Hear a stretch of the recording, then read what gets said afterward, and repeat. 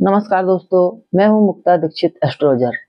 आज आप लोगों को केतु केतु 2025 में आपके साथ क्या-क्या घटनाएं घटित कर सकते हैं, इनका क्या प्रभाव आपको देखने को मिल सकता है, इस बारे में आज आपको इस वीडियो में जानकारी दूंगी।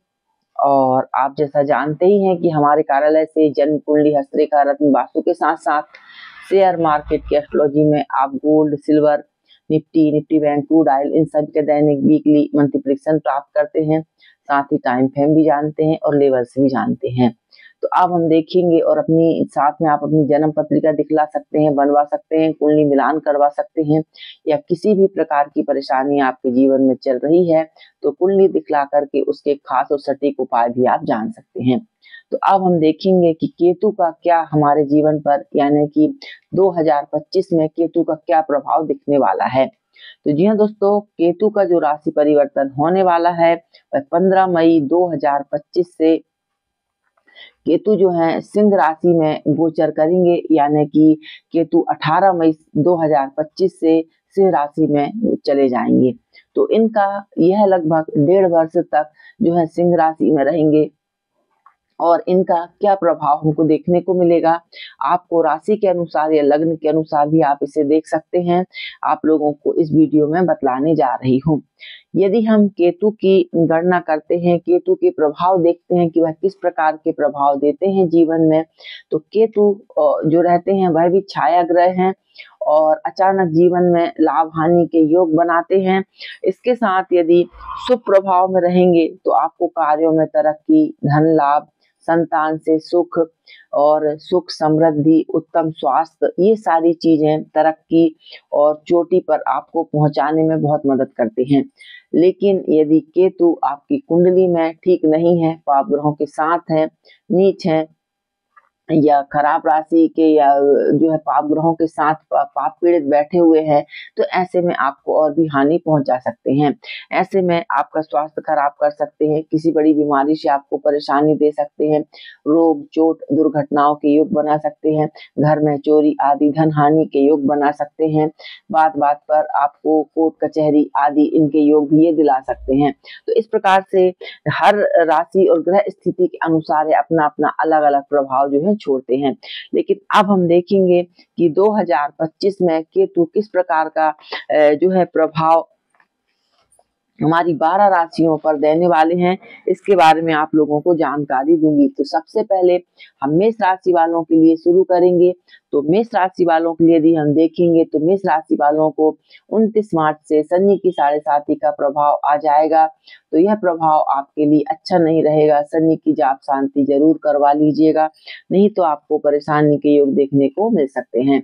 अब हम देखेंगे कि मेष राशि वालों के लिए, क्योंकि यहाँ पे हम खास केतु की बात कर रहे हैं, केतु के गोचर की बात कर रहे हैं, तो यदि हम मेष राशि वालों को देखेंगे तो पंचम भाव में केतु का गोचर होगा, यानी कि सिंह राशि पर गोचर होगा। और इसके प्रभाव से, क्योंकि यह भाव पंचम भाव लॉटरी का होता है, शेयर बाजार का होता है, संतान का होता है, विद्या का होता है, उन्नति, तरक्की, ईश्वर कृपा का भाव यह होता है। तो जब यहाँ पर केतु आ जाते हैं तो केतु के प्रभाव से संतान को कष्ट देखने को मिलते हैं और पुत्र संतान को पीड़ा होती है, सोचे हुए कार्य और भाग्य की हानि के योग बनते हैं, धन की हानि होती है और कार्यों में असफलता के योग केतु बना देते हैं।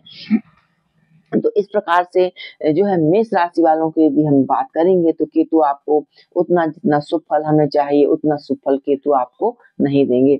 अगला हम देखते हैं वृषभ राशि। जी हाँ दोस्तों, वृषभ राशि की यदि हम बात करेंगे तो वृषभ राशि वालों के लिए जो है चतुर्थ भाव में इनका गोचर होगा। तो चतुर्थ के केतु जब भी चतुर्थ भाव में आते हैं भ्रमण करते हुए, तो ऐसी स्थिति में आपके सुखों की वृद्धि करेंगे। भूमि, मकान, वाहन, भवन आदि लेने के लिए जो अभी तक आप विचार कर रहे थे, सोच रहे थे, इन सब कार्यों में आपको सफलता के योग बनेंगे।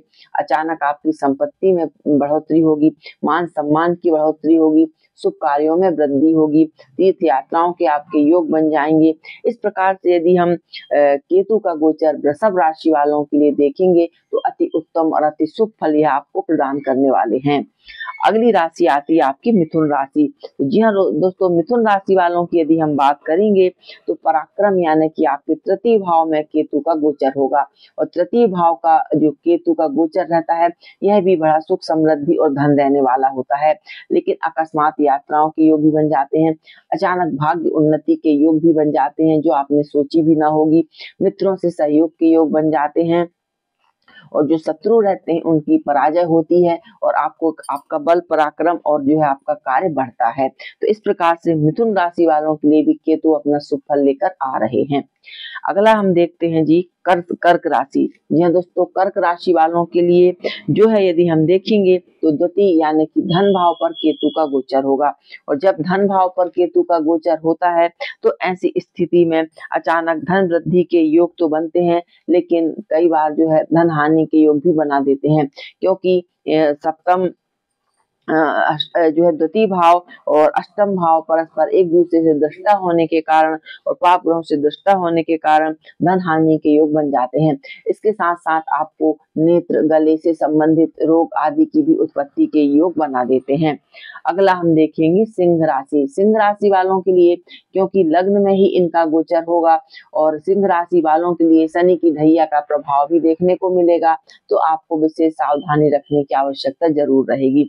यदि हम इनका प्रभाव देखेंगे तो केतु के प्रभाव से मान सम्मान में तो वृद्धि होगी, धन की वृद्धि भी होगी, संतान की उन्नति के योग बनेंगे, लेकिन इसके साथ यदि राशि में चंद्रमा के साथ यदि केतु की युति बनी है तो यह आपको मानसिक तनाव, चिंता या डिप्रेशन का शिकार भी ये बना सकते हैं। इसीलिए आपको सावधानी पूर्वक रहना है और केतु के उपाय करके मन को शांत रखना है। तो इस प्रकार से अगला हम देखेंगे जो आती है आपकी अगली राशि कन्या राशि। जी हाँ दोस्तों, कन्या राशि की यदि हम बात करेंगे तो कन्या राशि के जो है 12वें भाव में इनका गोचर होगा। जब 12वें भाव में केतु का गोचर होता है तो यह पीड़ादायक यानी कि कष्टकारक होता है, क्योंकि केतु पाप ग्रह भी है और साथ में जब 12वें स्थान पे चले जाते हैं तो 12वां भाव व्यय का होता है, परेशानियों का होता है, दिक्कत का होता है। ऐसी सारी स्थितियां यह देती हैं, धोखा की स्थिति बन जाती है, अधिक व्यय होता है, सुख जो रहते हैं उनकी हानि हो जाती है, माता पिता या इनसे वियोग या फिर जन्म स्थान से कहीं दूर जाने के योग भी बन जाते हैं, मन में बेचैनी, चिंता और आसानी जो है अशांति जो है लगी रहती है। तो इस प्रकार से जो 12वां केतु रहता है शुभ फल अपना प्रदान नहीं करता है।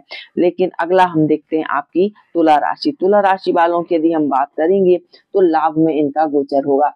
जी हाँ दोस्तों, जब भी लाभ में केतु का गोचर होता है तो आपके यश, मान, कीर्ति, ख्याति की वृद्धि होती है, धन वृद्धि होती है, सोचे कार्य पूरे होते हैं, सफलता की प्राप्ति होती है, शेयर बाजार आदि से लाभ के योग बन जाते हैं, और इसके साथ साथ आपके संतान हैं, रिश्तेदार हैं, इन सभी से सुख और आनंद की प्राप्ति होती है, संपत्ति की बढ़ोतरी करते हैं। इस प्रकार से यदि तुला राशि की बात की जाएगी तो तुला राशि वालों के लिए भी केतु उत्तम फल लेकर आ रहे हैं। अगला हम देखते हैं वृश्चिक राशि। जी हाँ दोस्तों, वृश्चिक राशि की यदि हम बात करते हैं तो वृश्चिक राशि वालों के लिए कर्म क्षेत्र यानी कि दशम भाव जो व्यक्ति का कार्य व्यापार स्थल होता है, यहाँ पर केतु जब प्रभाव में आते हैं तो इनके प्रभाव से बने बनाए काम बिगड़ जाते हैं, यानी कि आपको कार्य व्यापार से संबंधित परेशानी देखने को मिलती है। नौकरी आदि कर रहे हैं तो यहाँ पर वाद विवाद की संभावना बन जाती है, हानि के योग बन जाते हैं। जो भी आप कार्य करते हैं उतना मतलब आपको फल, परिश्रम का फल पूरा नहीं मिल पाता है और असफलता साथ में लगी रहती है। इसके साथ साथ कार्य परिवर्तन या स्थानांतरण के योग भी बन जाते हैं। तो इस प्रकार से दशम केतु जो रहता है शुभ फल देने में थोड़ा सा जो है सक्षम नहीं होते हैं। अगला हम देखेंगे जो है आपकी आती है धनु राशि। जी हाँ दोस्तों, धनु राशि यदि की बात करते हैं तो नवम यानी कि भाग्य स्थान पर इनका गोचर होगा। तो जब भी नवम स्थान यानी कि भाग्य स्थान पर केतु का गोचर होता है, या लंबी लंबी यात्राओं के योग बना देते हैं, तीर्थ यात्राओं के योग बना देते हैं, जो आपने सोचा नहीं होगा, तरक्की, जीत, सफलता, इनके योग आपकी अचानक देखने को आपको मिलेंगे, जिनसे आपको सहयोग की जो सहायता कभी नहीं मिली उनसे आपको सहयोग मिल सकता है। आपको विजयश्री की जो है प्राप्ति होती है। संतान के भाग्योदय का समय हो जाता है, यानी कि नौकरी कार्य व्यापार में सफलता मिलती है और मान सम्मान की बढ़ोतरी करते हैं। तो इस प्रकार से यदि धनु राशि वालों को देखा जाएगा तो केतु आपको अति शुभ फल लेकर आ रहे हैं। अब आती है आपकी मकर राशि। जी हाँ दोस्तों, मकर राशि की यदि हम बात करेंगे तो अष्टम में इनका गोचर हो रहा है। अष्टम स्थान जो रहता है कष्टकारी माना गया है और यहाँ पर बहुत कम ग्रह ही जो है शुभ फल प्रदान करते हैं। उनकी ग्रह स्थिति के अनुसार यहाँ पे शुभ फल देखने को मिलते हैं। तो अब यदि हम केतु की बात करते हैं तो केतु निश्चय ही आपको यहाँ पे भय, पीड़ा, रोग, कष्ट, परेशानी, अचानक जीवन में अचानक ऐसे रोग या संघर्ष उत्पन्न हो जाते हैं जिनका कि कोई आदि मध्य अंत नहीं दिखता है, लेकिन आपका पराक्रम साहसी आपको विजय दिलाता है। तो जो है यहाँ पर कष्ट की संभावना बना देते हैं, गुप्त अंगों के रोग भी प्रदान कर देते हैं और जो है लंबी यात्राओं के योग भी देते हैं। तो इस प्रकार से जो है कष्ट की संभावना अधिक बनाते हैं। तो केतु की शांति उपाय करना आपके लिए बेहद लाभकारी रहेगा। अगला हम देखते हैं, आपकी आती है जो है कुंभ राशि। जी दोस्तों, कुंभ राशि की यदि हम बात करेंगे तो पंचम भाव यानी कि सप्तम भाव कार्य कारक दाम्पत्य जीवन का जो भाव है, पंचम भाव यहाँ पर जो गोचर होगा केतु का, तो इस गोचर के कारण यदि आपको अभी तक कोई सरकारी सहायता या लाभ मिलने वाला था तो अब उसका समय आपके लिए आ चुका है।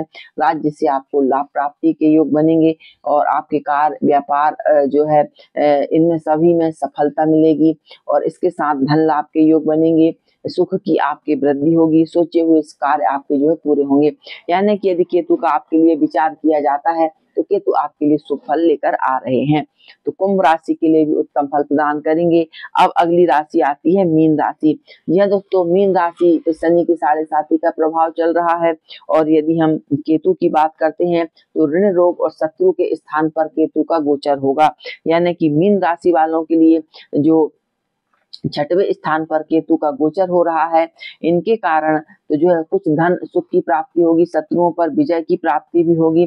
लेकिन केतु के क्योंकि यह स्थान जो है ऋण, रोग और शत्रु बढ़ाने का है तो इनसे आपको पीड़ाएं, बाधाएं का जो है सामना करना पड़ सकता है। नेत्र रोग, सिर रोग, इनसे जो सिर के रोग रहते हैं इनसे आपको परेशानी, कष्ट, दंत रोग आदि से पीड़ा देखने को आपको मिल सकती है। जोड़ों के दर्द से आपको कष्ट हो सकता है। तो इस प्रकार से यदि हम एक केतु का विचार करते हैं तो केतु है कुछ राशियों को शुभ फल और कुछ को अशुभ फल देंगे। तो मैंने आपको कहा है तो केतु की शांति के लिए जो हमें लगातार जो है दान आदि करना चाहिए, मीठा दान करना चाहिए, मीठी रोटी, कुत्ते, गाय इनको खिलाना चाहिए, पक्षियों को दाना डालना चाहिए। तो यह सभी केतु की शांति कराने वाले होते हैं। और सबसे अच्छी बात रहती है कि केतु के वैदिक मंत्र या फिर केतु का सबसे सरल मंत्र जो रहता है ओम कैम केतवे नमः, इस मंत्र की माला का एक माला जाप जरूर करना चाहिए।